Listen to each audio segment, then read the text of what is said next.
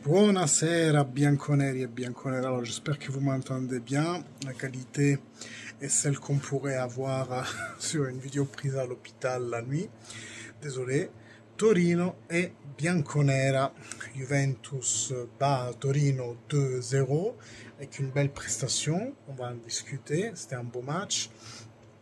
Tout d'abord, je vous invite à liker la chaîne, à vous abonner, à liker la vidéo, à commenter. Comme ça, vos interactions, vous savez, aident la chaîne à se développer. On sera visible, rendu visible par l'algorithme YouTube.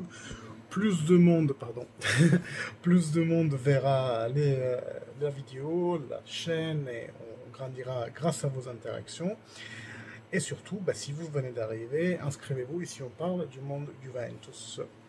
Hôpital, rien de grave, vous le savez, je viens de devenir papa, rien de grave. Alors, justement, c'était un beau match. Moi, je m'attendais à un Torino qui s'enferme en défense. Pourquoi? Parce qu'ils ont pas mal de défections. C'est une équipe qui, après, a commencé très bien. Les 3-4 premiers matchs, je crois qu'ils ont tout gagné, ils étaient au tête de classement. Puis, Duvan Zapata s'est blessé, grave blessure, et depuis ils sont en chute libre. Et ce soir, la situation ne s'arrange pas pour eux. Donc moi, je croyais qu'ils allaient s'enfermer en défense, puisque vous le savez, c'est un peu notre talon d'Achille, les équipes qui s'enferment et qui repartent en contre-pied.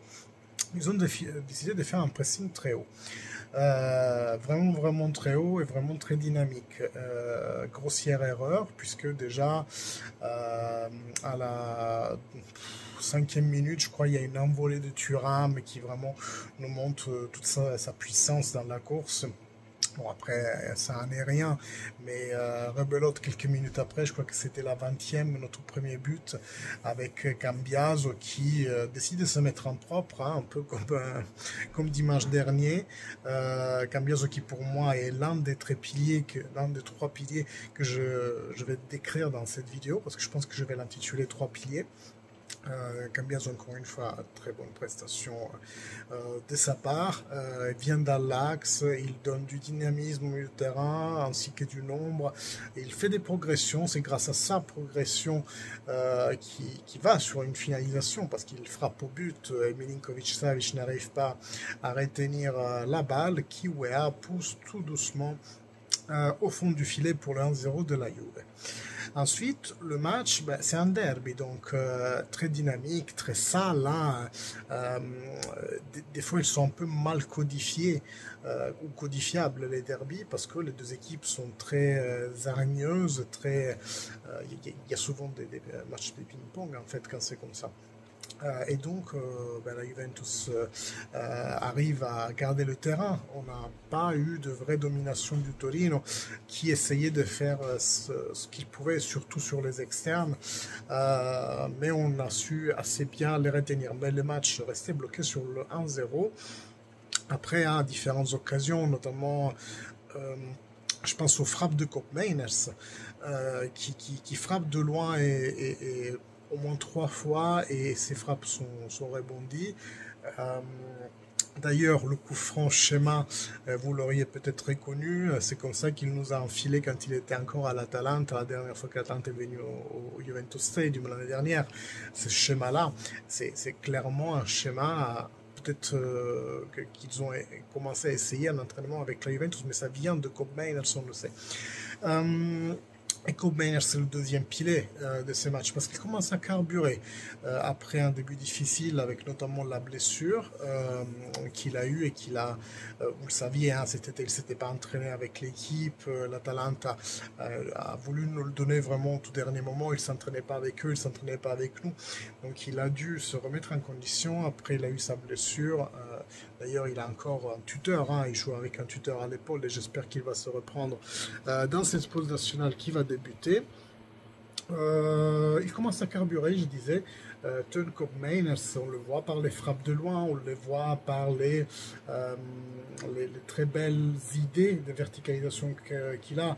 J'ai en tête la verticalisation no-look qui passe entre 3 joueurs sur les pieds de Weah. Après, malencontreusement, Weah cède à contrôler le ballon avec la main.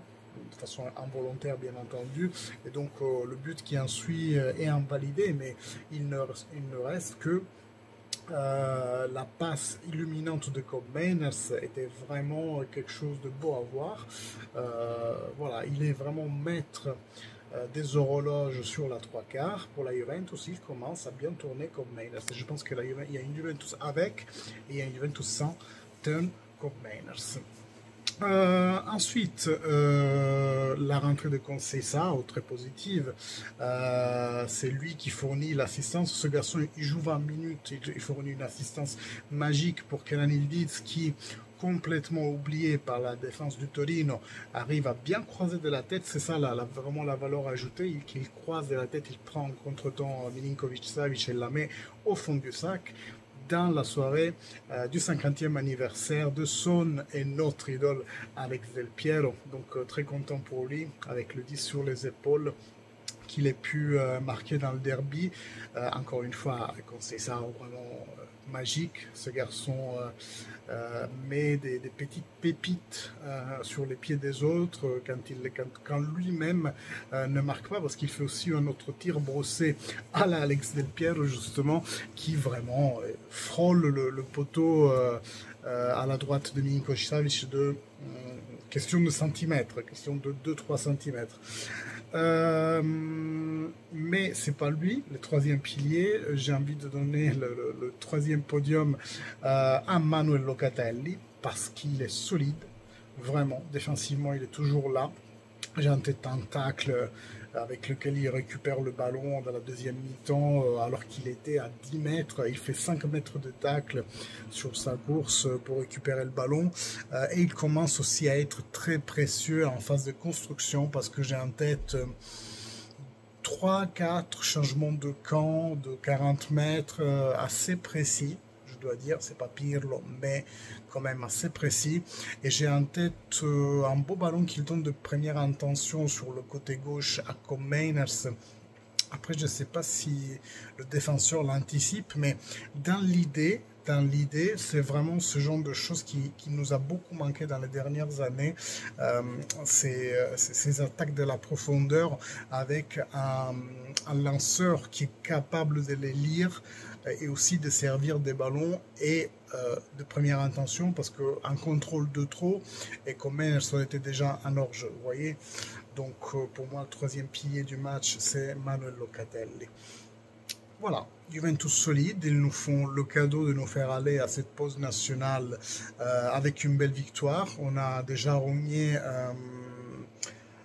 2 points au Milan, dans le sens qu'ils étaient déjà derrière, hein, mais on les surpasse de 2 points supplémentaires parce qu'ils ont fait match nul avec le Cagliari cet après-midi. Et puis demain, il y aura le big match des 2 premières en tête, Juventus-Napoli. Autant dire que ça peut être que positif, parce que dans les meilleurs des cas, on gagne 2 points sur chacune. Nous, je pense, vous comme moi, vous préféreriez un match nul entre Inter et Napoli, ou alors dans le pire des cas on gagne soit 3 points sur l'une, soit 3 points sur l'autre.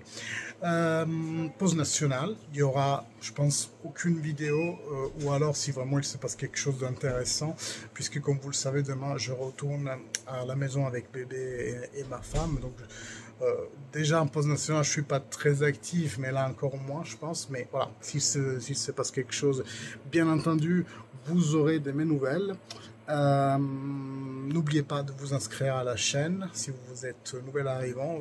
Ça c'est un format un peu portable que je vous fais aujourd'hui, mais d'habitude le setup est beaucoup meilleur. On fait des lives avec toute la clique sur Twitch, YouTube et TikTok maintenant. Donc n'hésitez pas, mes autres réseaux sociaux, je suis aussi sur X, Instagram. N'hésitez pas vraiment à vous abonner, like et commentaire pour dire à l'algorithme que ce contenu est intéressant. Bonne pause nationale et fino alla fine, forza Juve. Salut à tous.